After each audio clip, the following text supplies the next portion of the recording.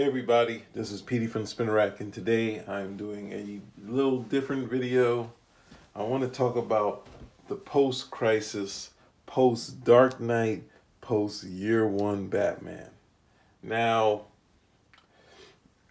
I think there's an actual article by Howard Chaykin saying that DC didn't expect The Dark Knight Returns or Chaykin's Shadow to do well. They were kind of putting it out, even though there was some buzz around it. They didn't know how big it was going to be, right? Because they'd had big names jump over and nothing happened. And Frank Miller jumped over and something happened. So they had The Dark Knight. This is a trade of The Dark Knight Returns. This was pretty big. They have a lot of things was also happening on Batman at the same time. For a long while, Gene Colan was doing some solid work on Batman. But there was some buzz going on in the regular title too. So they had The Dark Knight happening, then they had the anniversary happen around the same time. Now this is a little bit, I guess it's around the same time, right? It's October 86, right? So at the same time, they did the anniversary issue, which was by the writer Doug Mensch, and a lot of the hot talent that was out there. Arthur Adams, Brian Boland, Byrne, Paris Cull, like a whole list. Is this quality talent? Any one of these guys you'd want to pick up as far as artists and inkers, right? And I think, Lean Wen is still editing, but Denny O'Neil would be coming along. And at the same time, Dick Giordano, who sort of sealed this deal to get the Dark Knight happening, was also making things happen at the same time, right? So if we think about this, this is issue 400 of Batman. Right? This happened. Then issue 404, which actually is supposed to come out early, it's supposed to be 402. Batman Year One happened, 4 issues of the Batman regular series. So Batman Year One, it's a smash, possibly as big as The Dark Knight, but in the regular series, 4 issues to 407. And then we get Batman The New Adventures. Right, by Max Allan Collins and Chris Warner. Chris Warner from Predator versus Aliens fame. This isn't his cover. Of course, this is not his cover. But this is the Batman New Adventures. And at the same time, post-Dark Knight, post-Year One, they had Alan Davis join with Mike W. Barr. Then Alan Davis is a part of the British invasion. He worked with Alan Moore. He worked on, Miracle Man or Marvel Man, and did a solid run on these books, right? So you look at it and you say, I just told you some big names. Chris Warner from Dark Horse, Predator versus Aliens, Alien versus Predator fame. Alan Davis, who went on to do the X books. But this was not the coup that was actually supposed to happen. And at the same time, there's some struggles in this regular thing, right? Because if we go to the regular Batman series, we have Chris Warner, who isn't a name at this time, but he's a solid artist. So while I'm here, I said I wasn't going to open up any books, but let me open up some books, right? This is more supposed to be an overview. Now, no one brings up the New Adventures of Batman, right? But just to talk about, who is it? So we have Chris Warner here doing the art, inking by Mike DiCarlo, right? And you can see some things here. He's a good action guy. He just didn't get to do what he can do as far as lights and darks and real gritty stuff yet, right? So we got some stuff here that's cool. But, at this point, it's just okay. Now, you wouldn't see the signs. If you looked at when he was at Marvel, he did Doctor Strange right after Paul Smith and Marshall Rogers, and it holds up to those guys. But no one is beating the door in, and even if we had time to figure out who he was, he's gone. Ross Andrews starts drawing the book right after that, and then there's a slew of different artists past that point. Until it's Aparo comes back, and who else comes back? And then Jim Starlin takes over the book, and that's when we get to the death in the family. There's another big buzz. So that the title kind of normalizes, but then right after them it's Mark Wolfman. So Denny O'Neil's kind of writing the ship, right? But at the same time, Doug Mensch, who's a classic Batman artist, he's canned, right? So they're getting names here. On the other hand, we have here Mike W. Barr, a classic Batman writer, will show you within these books here, right? This series fell apart basically because of Batman Year 2. They're rolling, no big buzz, but solid art, even though they're saying his art is kind of, has some comedy to it. He did some great stuff here in this title. I love this stuff. It had also another big anniversary in here, right? They had Year 2 was done within this series. In Year 2, there were some issues between the gun that was used in Year 1 in comparison to what Alan Davis had done. Then they started correcting his artwork, because I'm not sure if I still have that. I had to look through my collection, but I didn't see it offhand. I might have sold it recently. But with that said, Alan Davis was in an uproar, and he was like trying to get DC on the phone. He wouldn't be one of the other characters, but he struggled. He'd leave messages on DC's answer machine, never get answered. But at the same time, he had Chris Claremont on the phone saying, "You want to go and come join the X-Men?" And he's like, "No." And then they say, "You want to do another X-Men title? Do some annuals?" "Okay, yes." I can't get DC on the phone. They call him up. "Hey, we got more money for you. We got this. We're ready for you." And I think Dick Giordano said, as long as you do your work and you put things on time, you're usually not going to get a call from anyone at DC. And that kind of led him to struggle with Denny O'Neil, because he couldn't get him on the phone. And then he went to Excalibur, X-Men fame, and did a lot of great stuff, right? But this is not what it's about. I gave you everything that happened post Dark Knight and Year 1. But what was supposed to happen, which is I found out through some past articles, I'm going to put some of them up. There's a book called Comic Feature. There's also this book here, Comic Artist. It doesn't talk too much about it here, but they give us some tidbits. And one of the plans that DC had was to go back to some classic DC creators to do post Year 1 work, right? So let's take this out. Let's put this in, right? So the plan, which I had to do research because I was doing it from my head. The plan was for DC. This was they were in talks with Steve Englehart and Marshall Rogers, who did this cover here, to do a regular series of The Shadow of the Batman. Now, if you look here, December of 1985, right? And this thing, it's a 5-issue miniseries reprinting the classic 70s stories by Englehart, Walter Simonson, Marshall Rogers, and Terry Austin, right? So you have these classic covers, this classic run that happened. So this was buzz as far as, us kids. And this is Marshall Rogers inking himself doing these covers. And he's doing these, and I might have to get a scan of this one here. But some classic covers here. Has been reprinted a couple times in a couple different ways. And this first one was done by, let me just page through this for right now, right? Let's keep this here. Let's go through this issue, because this is basically the first one, right? And to give you some history on this, if you read this book here, they talk about, this is why ultimately, Walter Simonson does the first issue, but then Marshall Rogers and Terry Austin were doing backup features in Detective Comics, right? And they were getting reamed and told off by the editor. The editor, Joe O'Neill, was just tearing them apart on how bad their art was and everything that was wrong with it, and just tearing them apart. And then at some point in I think Joe Orlando was tearing these two guys apart separately. They would bring them in one after the other, tearing them apart, and they pushed them off Batman, right?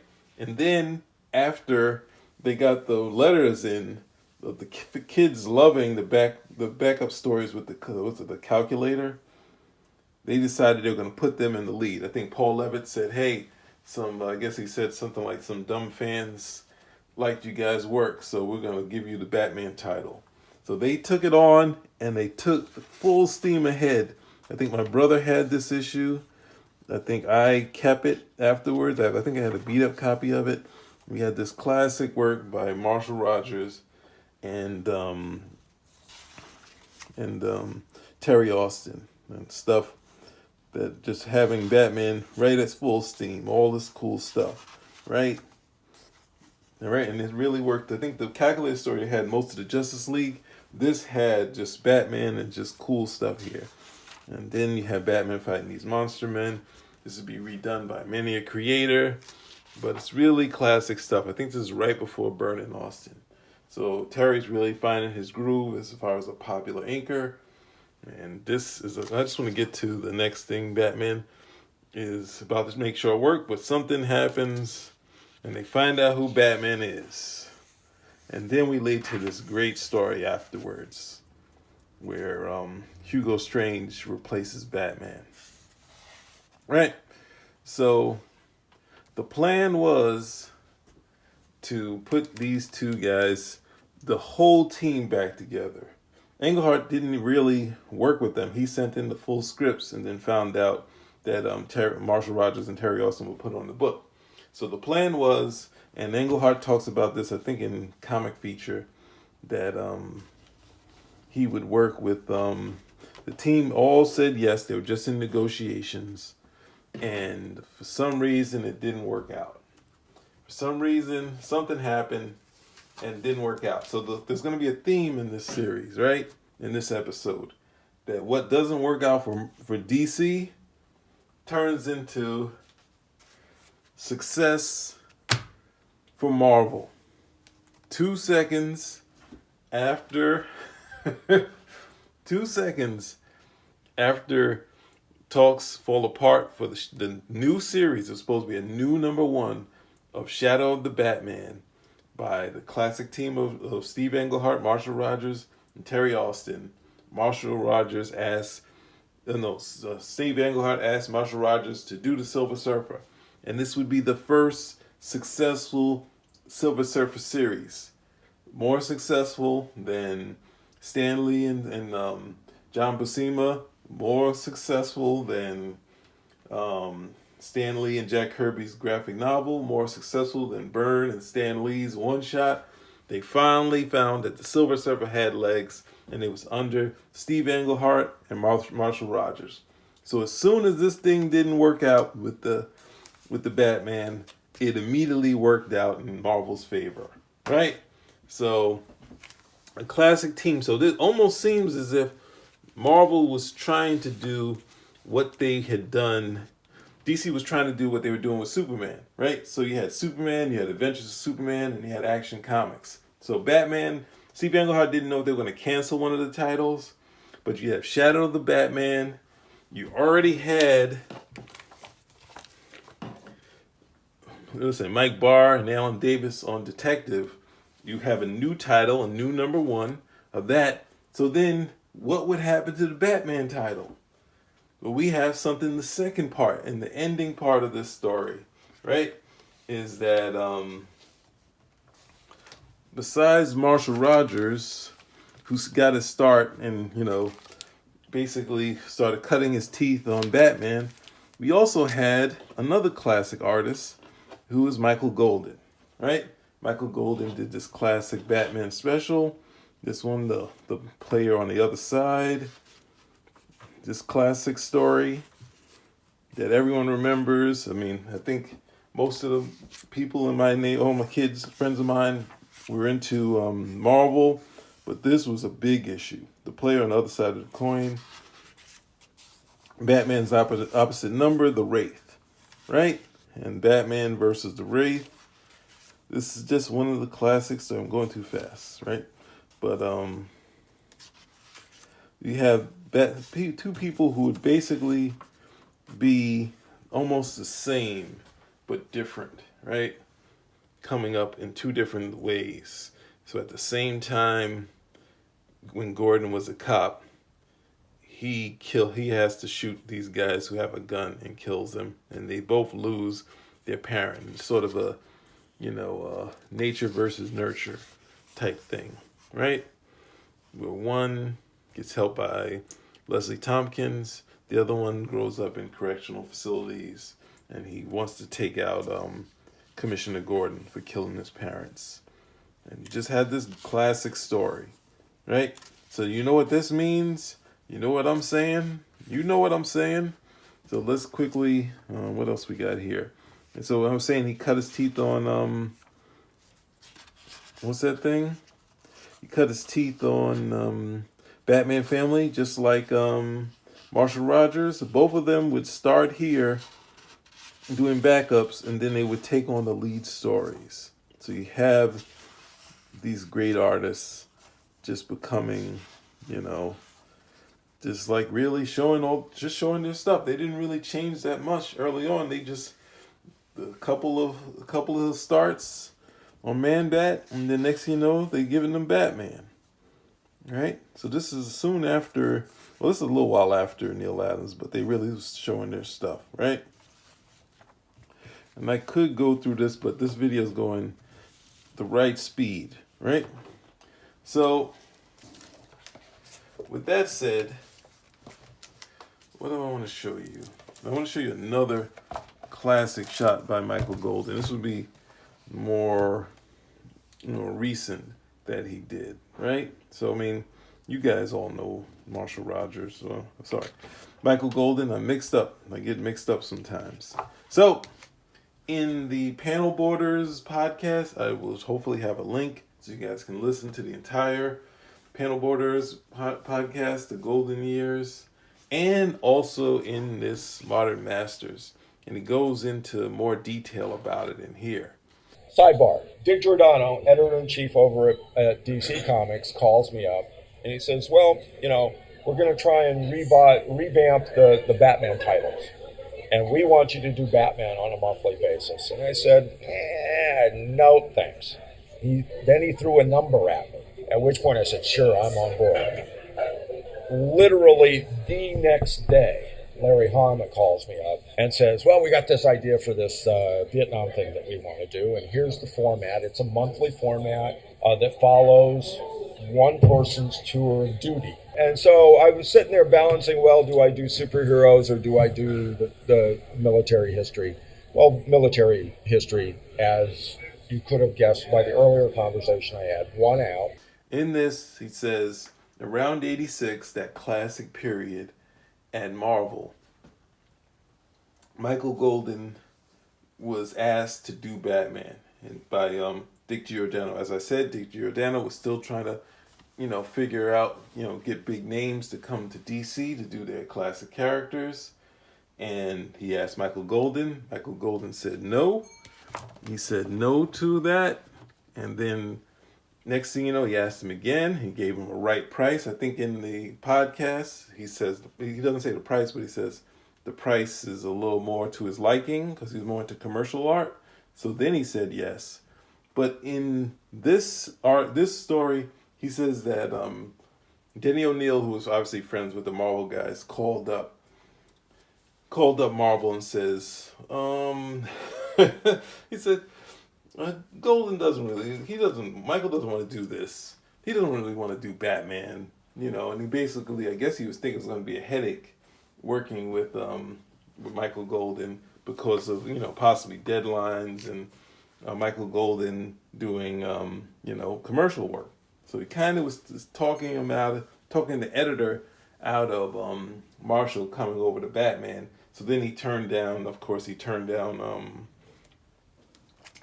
Dick Giordano, but at the exact same time, now this book should be considered with The Watchmen and The Dark Knight, but even if it isn't, the success of it beat out the X-Men in its first month The Nam. This is the magazine version of it. So right after that, Michael Golden did the Nam, and this was a success. He did up to issue 13. There was a fill-in that I think is like 12 or something like that. I think he did some of the issues he did layouts on, but this is Michael Golden doing the real stuff around the buzz time, around the Vietnam War, when everyone was back into the war and wanting to know the history of it. And we just get all these classic covers. So since we're in black and white and I'm here, I'm just gonna go page through one of these guys, right? So you had this classic cover, and it's similar to like Kirby's 2001, right? But you just had this real stuff done by Michael Golden. I think it's Armando Gil who does the inking. And just had this real stuff. There's a little cartooniness to it, but it still has all this realism to it. So it just was a hit. It was a big hit. And I think possibly one of the the standouts of what Marvel was doing at the time. Whereas you have the Watchmen is supposed to be real, and you have and I think that's why who was it? Jim Shooter was saying that the Watchmen and the Dark Knight is fantasy, and Marvel had some things that was close to reality. They had simplified by John Severin. So you just got this real stuff. So you imagine if we at least got 11 to 12 issues of Batman from Michael Golden, where would we be? Where would Batman be? Right? So that's just to give you an idea what was in the talks to go on after the Dark Knight and Batman Year One. So with that said, I don't want to end on a sad note, so you can say, man, we lost out. But as I showed you, we had some classic covers by Michael Golden. If you're a fan of Steve Englehart, he would come back to Batman doing this, the Primal Riddle. This is a story where the Riddler actually kills Batman, and Batman's spirit comes alive in it travels through other people. It's a little wacky, but it's a fun sort of story. It's done by Dusty Abel. I think he's done some great posters recently.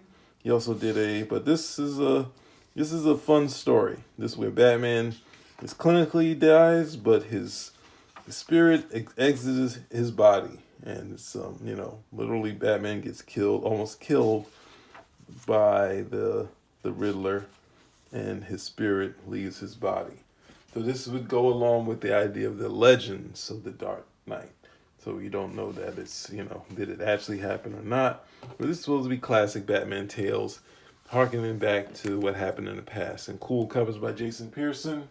So at the same time, you asked about Marshall Rogers. Well, maybe you didn't, but I'm going to tell you anyway.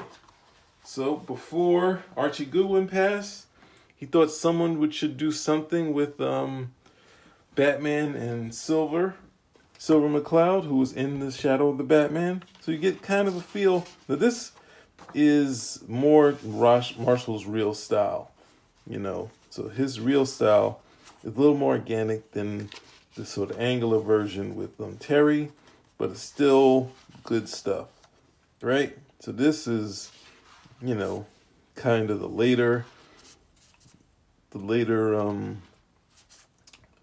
Marshall Rogers. And it has a little bit of, what's that? It's like that cartoon. What's the name? With the country folk. So he has a little cartooniness in his work, which is cool. And his Batman is really, it's always been cool. And Silver shows up in this story, right? And this is, I think the plot is by Archie Goodwin, and then later he passed regretfully.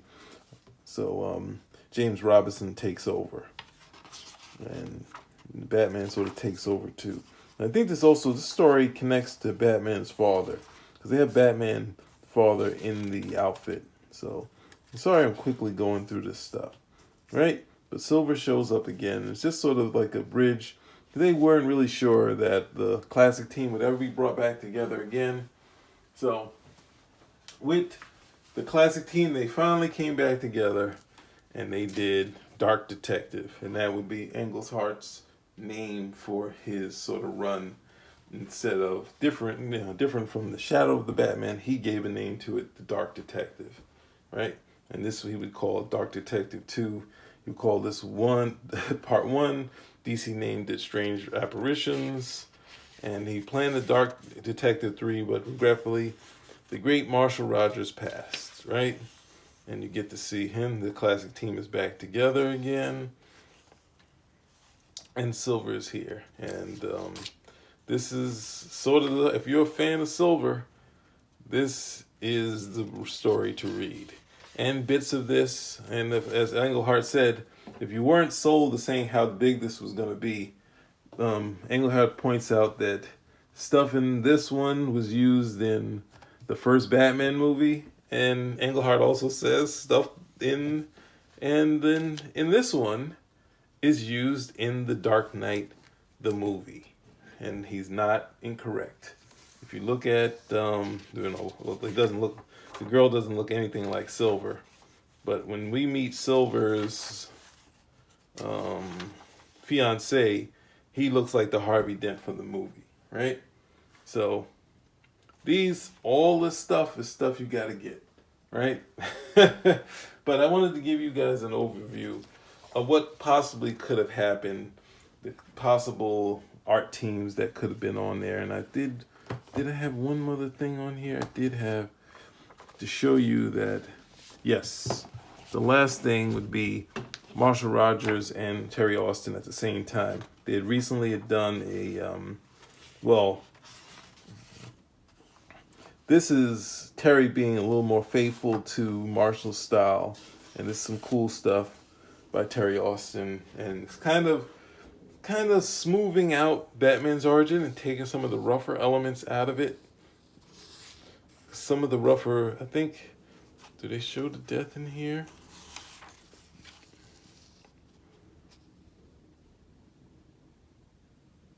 And this she still has a heart attack, and this one she doesn't get shot, right?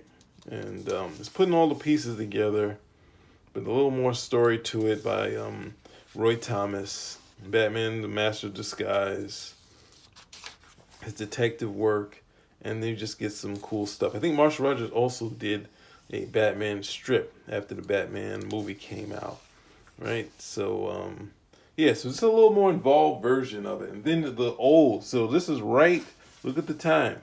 This is 86. So this is right around, I think, when The Dark Knight came out.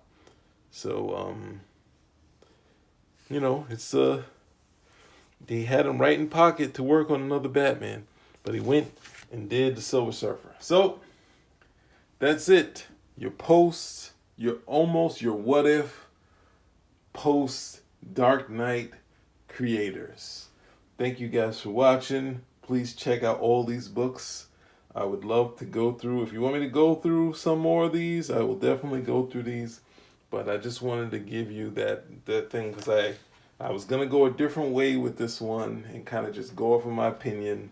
But I knew I could find some of the stuff I've read and heard these creators say and put it into one video. And I was able to do that and not go astray on just my opinions. That Steve Englehart, Marshall Rogers were lined up to do a new #1 Shadow of the Batman series. And Michael Golden was set to take over a Batman title. And they already had Alan Davis from X-Men fame doing one title. So we have, similar like the Superman titles, but instead of 2 artists, we'd have 3 powerful artists on the title. But the Batman titles would normal out. Batman, Denny O'Neil would take Batman to bigger success after the breaking of Batman's back. And the book would be rolling up until Cataclysm. So, and even now, right now, Batman is even bigger. So, the spill is not that spilled, but unless you were a fan of these guys like I am, you think about, what if that happened? It would be even bigger. But you know, I have to say now, spin a rack out. Thank you for watching, and please subscribe. You know, thumbs up, or if you're not with it, don't thumbs down me. But we're here to debate. Let's talk it out later.